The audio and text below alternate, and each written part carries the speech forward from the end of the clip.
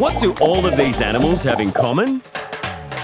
The Gila monster, the orchard swallowtail caterpillar, the peacock manta shrimp. They all have funny names. The Wonderpus. Exit, stage left. How do they come up with these names? Like this. Ta-da! It's a fried egg jellyfish. Don't forget the secretary bird. Or the blue ribbon eel. And me, proboscis monkey. Get the scoop on what's what with You're Called What. Wait, what? You're Called What? Today, meet this gator wannabe, a reptile with an identity crisis. Don't miss the mows on these monkeys. They are so on trend. And don't blink or you'll miss the zippy tongue on this oh-so-sneaky lizard. What about this mad marine mashup? Take a proud-as-punch peacock, add a lightning-fast praying mantis to a teeny-tiny cute crustacean. You get a peacock manta shrimp. You're called what? A peacock manta shrimp? Hey, who are you calling shrimp? You'll find these underwater brawlers in the warmer tropical coral reefs of the Indian and Pacific Oceans. They make their homes in the small crevices of coral and rocks. Don't expect a welcome mat on the doorstep, though. Peacock manta shrimp are fiercely territorial. Get off my property! These jewel-like saltwater stunners take the first part of their name from their rainbow hues, much like a peacock's dazzling display. But I don't have tail feathers now. The shrimp's exoskeletons boast a colour explosion of blues and greens and everything in between. And the colours are even more spectacular to other peacock mantis shrimp. Their shimmering eyes contain millions of light-sensitive cells. That means they can see 10 times more colour than humans, including ultraviolet light. Pass the sunglasses, 'cause my eyesight is lit! These Google-eyed crustaceans can also move their eyes independently of each other. These incredible abilities help it to avoid predators, track down prey, and make it the undisputed world champion of I Spy. I spy with my little eye everything! The peacock mantis shrimp takes the mantis part of its name from the leaf-mimicking insect, the praying mantis. Like its garden-dwelling namesake, the mantis shrimp also has oversized claws that fold up underneath its body. Technically, they're more like clubs, and they're incredibly fast, effective, and deadly for their size. One strike from these aquatic boxers, and it's a knockout. All right, crab, let's do this!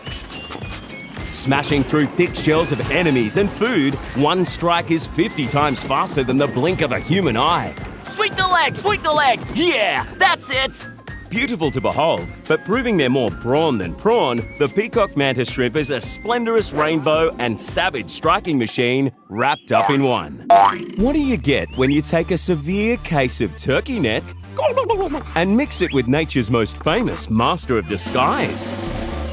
It's a flap-necked chameleon. You're called what? A flap-necked chameleon. But shh, you never saw me. Chameleons live throughout many different parts of Africa, from Ethiopia to the island of Madagascar. The name chameleon comes from the Greek term earth lion. Like lions, all chameleons can get ferocious when they're defending their turf. As for the flap-necked chameleon, it has a long flap at the back of its neck, which helps it with leaf-like camouflage. See, it is easy being green. Like cuttlefish, crab spiders, and some octopuses, a chameleon has the incredible ability to change colour. However, they don't just do it to blend in. More often, it's to adjust their temperature or show their mood. Set mood to sneaky. Very, very sneaky. Their trade secret is a thin layer of expanding and contracting nanocrystals just below the skin surface. Now that's what I call undercover.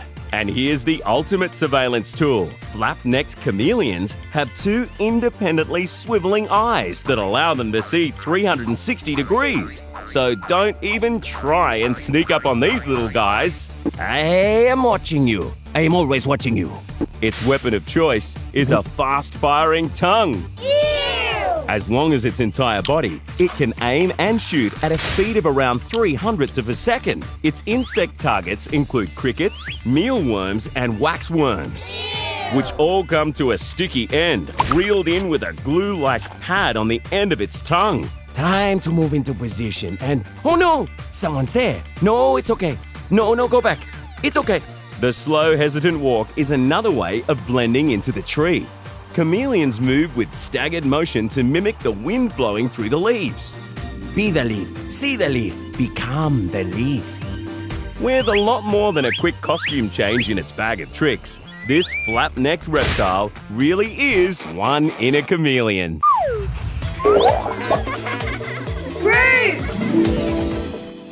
Like most members of the horse family, a group of zebras is called a herd. However, zebras also have another collective noun that is as unique as its black and white stripes. The word describes something a zebra does. Can you guess what it is? Is it a wiggle of zebra? Or perhaps a dazzle? Or even a dance? A group of zebras is in fact called a dazzle.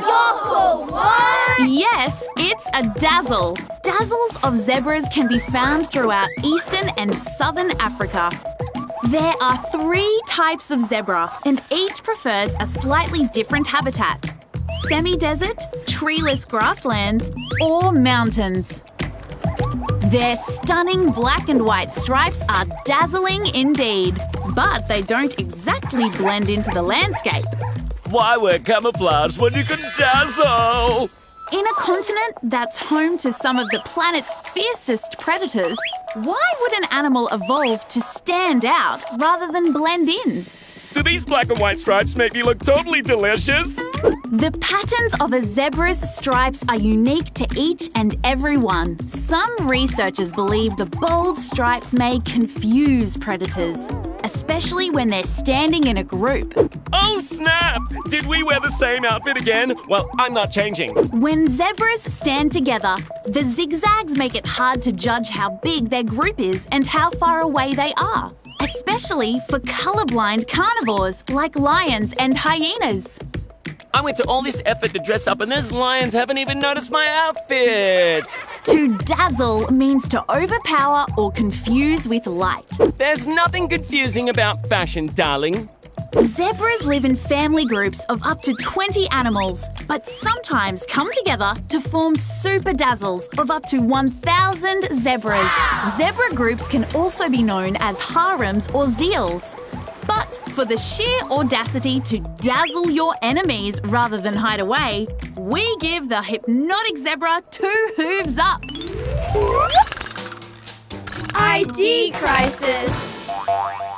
What happens when you add a fearsome freshwater chomper to a slow-moving, shell-dwelling plodder? I don't know. What? You get an alligator turtle. Yoko, what? Alligator turtle? Well, which is it, alligator or turtle? Let's find out. Like its namesake, the alligator turtle is found in the southern and central regions of the United States. From Florida to Texas, I'm from all around these parts. And also like the alligator, this turtle loves the freshwater lakes, canals, and rivers of the deep south. Get out of my swamp! This big snapper can weigh as much as 70 kilograms. That's about the same as a spotted hyena. Hey, you call me turtle? I ain't no turtle. It does look a lot like its alligator alias, with sharp reptilian claws and 3 prominent ridges running along its jagged shell, down along its elongated croc-like tail. The tail is long for a turtle. It can grow up to the same length as the shell. I'm gonna show this alligator who's boss. This turtle really shows its alligator side with its sharp, strong jaws. It's mostly a carnivore with a preferred diet of fish, but will eat anything it can wrap its jaws around. When it's time to go fishing, they have a fascinating technique. They sit very still with their mouths wide open. At the bottom of their mouths is a lure, a pink appendage that looks just like a worm wriggling about and attracts the attention of passing fish and frogs. Okay, kids, I'm gonna get us something even better than fast food today. This is slow fast food. Hey! Here's the fast bit.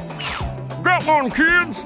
Dinner! Though the jaws are as fearsome as an alligator, the slow and steady approach is definitely turtle. See you later, alligator. Alligator turtle, ID crisis solved. What do you get when you cross a century-old German emperor with a monkey? An emperor tamarin monkey. Local what? An emperor tamarin monkey? I'm cheap around here, okay?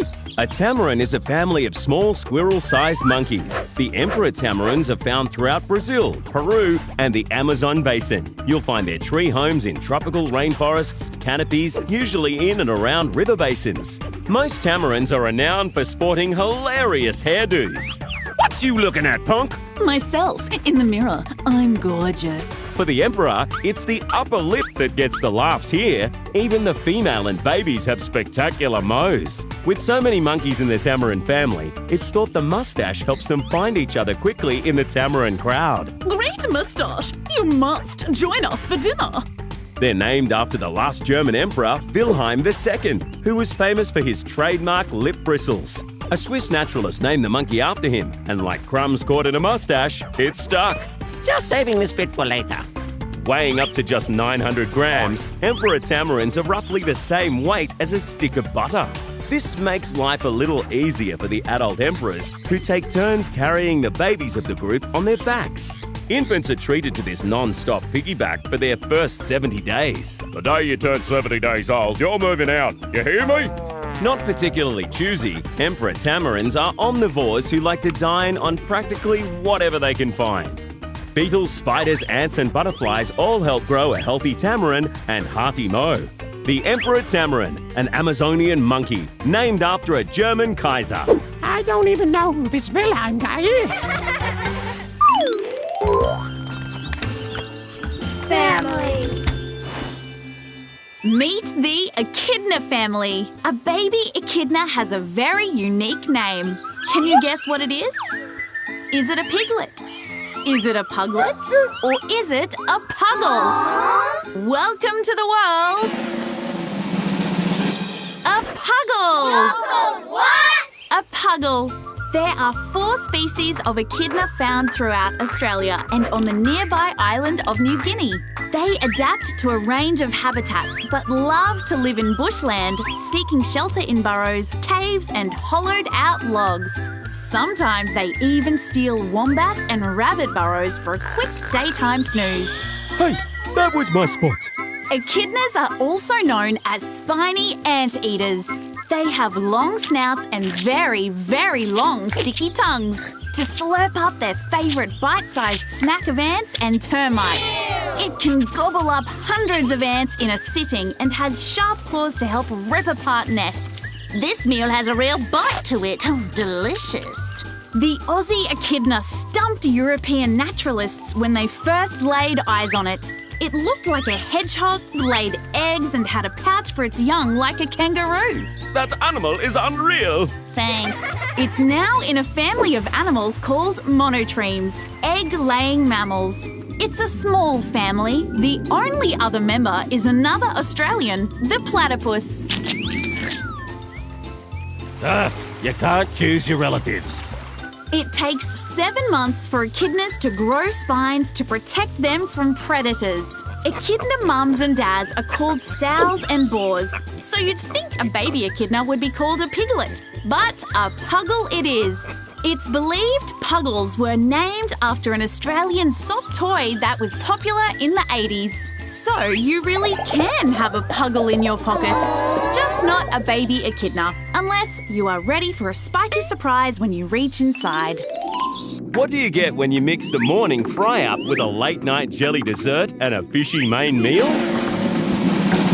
Pass the salt, it's a fried egg jellyfish. Local what? Fried egg jellyfish! Has anyone seen my buddy bacon fish?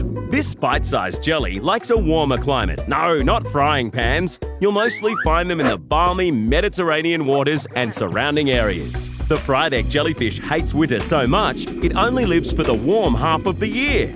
It's born in the hot summer and dies off when the chillier winter currents set in. No one likes a cold breakfast. It isn't hard to see how this delicious-looking delight got its name, though poached egg might have been more accurate. You can call me anything, apart from overdone. Unlike most other jellies which rely on the current to drift around, the fried egg jelly is actually a swimmer. The bell, the part that looks like egg white, helps it move. Hey, you fish! Want a race? Could have taken them all. Its bell is usually less than 20 centimeters across, but the big eggs can reach up to half a meter wide. That's no joke. Like its stinging cousins, it has a number of mouth arms. Yep, you heard that right. Mouth arms. That's the name for special tentacles that contain the stinging cells to capture and deliver food. Oh, I could not fit another larva in. With its mouth-watering appearance, it's little wonder it's the gourmet treat of choice for a loggerhead sea turtle. The fried egg jellyfish, the marine mover that's always sunny side up. What do you get when you get a high-flying executive assistant with a haircut that harks back to the 19th century? It's a secretary bird. You're called what? A secretary bird? Hello and welcome to Savannah Incorporated. You're speaking with Secretary Bird. How may I direct your call? It's a sub-Saharan office for these avian assistants. They're found in eastern and southern Africa. Here, they efficiently pace the grassy savannas alongside some of the heavyweight executives of the natural world. Lions, leopards, elephants, and hippos. Good morning, Miss Linus. I'll bring your stock report in shortly. Thank you, Susan. The name is taken from 19th century secretaries who would keep quill pens tucked behind their ears, much like the 20 or so black crest feathers of this African raptor. Now, where did I put that pen?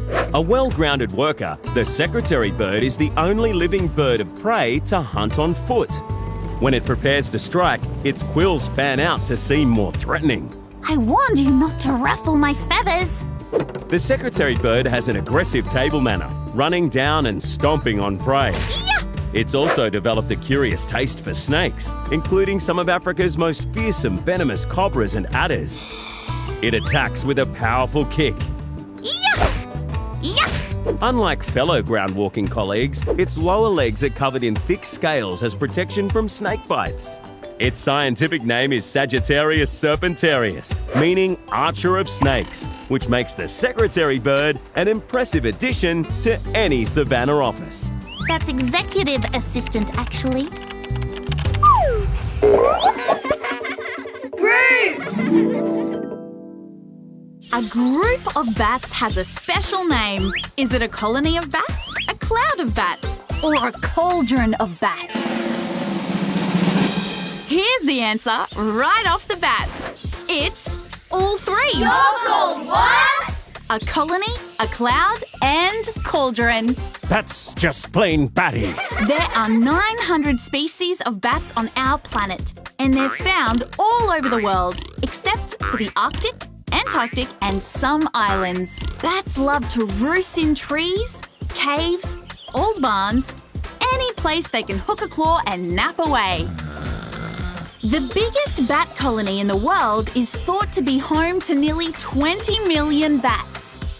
Hey, I haven't seen you here before. Hang out here often? A bat gathering also has the spooky name of a cauldron of bats, likely due to their medieval association with witches, vampires, and things that go bump in the night. I never go bump in the night. That's because most bats use sound waves to detect objects in front of them as tiny as human hair in complete darkness. Bats are the only mammals in the world that can fly.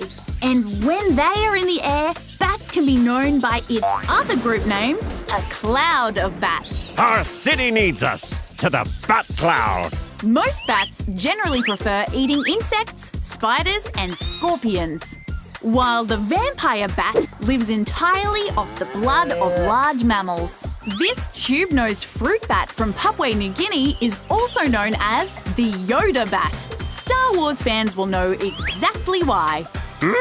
Eat fruit I will. Much to learn, you still have. A colony, a cloud, or a cauldron. And that's that on the multi-talented bat. We really should hang out more often. What do you get when you take a moment of wonder and cross it with a pussycat? Meet the Wonderpus. You're called what? A Wonderpus. I'm a Wonderpus. Are you getting my best side? It's all of them. This rare red carpet star is considered so snap-worthy, its scientific name is Wonderpus photogenicus. A newcomer to the animal stage, it was only named in the early 2000s after it was discovered hiding out in Indonesian waters. You can't hide talent like this, darling. A relatively petite octopus, the Wonderpus grows to just 20 centimeters. It has long legs for an octo, about 7 times longer than its mantle. That's the head and body bit. It uses these to reach out and grab its prey, choosing to snack on crabs, small fish, and mollusks. Escargot for one, please. Like its close cousin, the mimic octopus, the Wonderpus can change body shape and skin texture to take on the appearance of other animals. This is so it can seem more or less threatening to either hunt or hide. Look at my range. I call this seaweed. And this one, the sea snake. Did someone say stingray? Thank you. You're too kind. Its rare appearances and spectacular hues have made it a favorite for underwater cave divers. No wonder it's called photogenicus. That's enough, please, darlings. It's red carpet time. See you after the show. ID crisis. Just to be confusing, some animals have 2 names. So what do you get when you cross the world's tallest mammal with an itty-bitty tiny beetle? It's a Giraffe Weevil. What? A Giraffe Weevil. Am I a giraffe or a weevil? Which one is it? Giraffe weevils live exclusively on their own island paradise of Madagascar, which is the world's 4th largest island and just off the east coast of Africa. While giraffes live in African savanna and reach for the trees, giraffe weevils live in the trees. They spend their entire lives in just one type of tree that is named after them. Beat that, giraffe. Do you have a tree named after you? Actually, I do. The giraffe thorn tree. Oh, darn it. The beetle and mammal both have long necks. The giraffe beetle eats the leaves it lives on. The giraffe uses the height to reach the treetops to eat the leaves other animals can't reach. I prefer exclusive dining. I like a floor you can eat off. Unlike their towering doppelgangers, giraffe weevils are tiny. At their biggest, they may reach a mighty 2 centimeters. How's the weather down there? Now you're stooping at a low level, mate. Much like giraffes, the males will fight for territory and females. Giraffes and giraffe weevils use their long necks in a battle royale referred to as necking. Despite being height challenged, the wee weevil has one big advantage over the giraffe. It can fly, so size doesn't matter when it comes to reaching the top shelf leaves. Okay, you win there. Finally. The mighty Giraffe Weevil, the beetle that takes living life large next level. ID crisis solved. What happens when you get an upsized arachnid plus a sandy wasteland, body hair that's taken a walk on the wild side, and one of the creepiest little critters to crawl into a boot at night? Look out! It's the giant desert hairy scorpion! What? A giant desert hairy scorpion? Where? That sounds terrifying. It's you! Oh dear. The giant desert hairy scorpion can be found in southwestern arid regions of the USA. Its name is taken from the distinct small straight hairs on its legs and tail. They don't just grow for show. Active night hunters, the hair helps the scorpion locate their dinner even in complete darkness. And nighttime hides my hairy legs. On the menu, insects, spiders, small lizards, and even other scorpions. It's thought their hair can detect chemicals from their prey and even currents from movements. Despite the terrifying name, these guys have a nervous nature. Hairdresser? No! Not going. They are big scaredy cats. The giant desert hairy scorpion is the largest scorpion in North America. It's about the size of your mum's hand. With 8 legs, the scorpion is technically related to the spider. Yo, cuz, what's up? Nothing. I'll be in my room. This scorpion has a mild sting and is actually a solitary animal rather than social, which means it spends a lot of time by itself. Can't make the party, sorry, I'm washing my hairs tonight.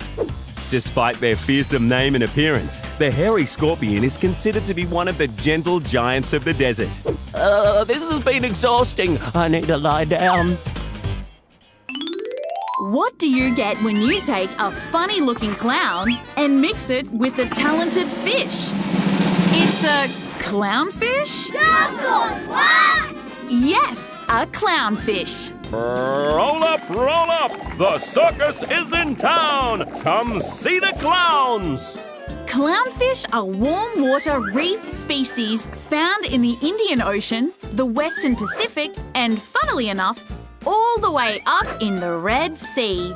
There are at least 30 different kinds of clowns. I'm a panda clown! I'm a pink skunk clown. I'm a sad clown. Clownfish are named after the garish colours they dress in, usually bold orange, red and white, just like a clown face. They are world famous for their special circus trick. They're the only animal that can perform hand-in-hand with the deadly sea anemone. Watch me tame this wild anemone! He walks, he stings, he eats other fish! The sea anemone is a living animal itself. Like its cousin, the jellyfish, it has nematocysts, stinging cells on its arms used to paralyze passing prey. The only fish the anemone will tolerate is the clownfish. To tame this anemone, I have a special dance!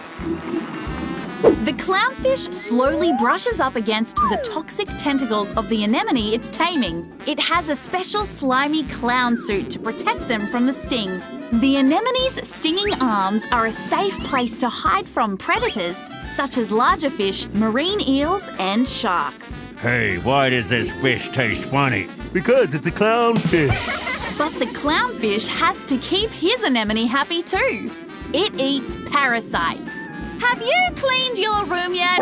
And chases away the big bad butterfly fish, which like to chomp on the soft anemone. Get out of here. Get your own anemone. This one's taken. Slow down, clown. I'm not even hungry.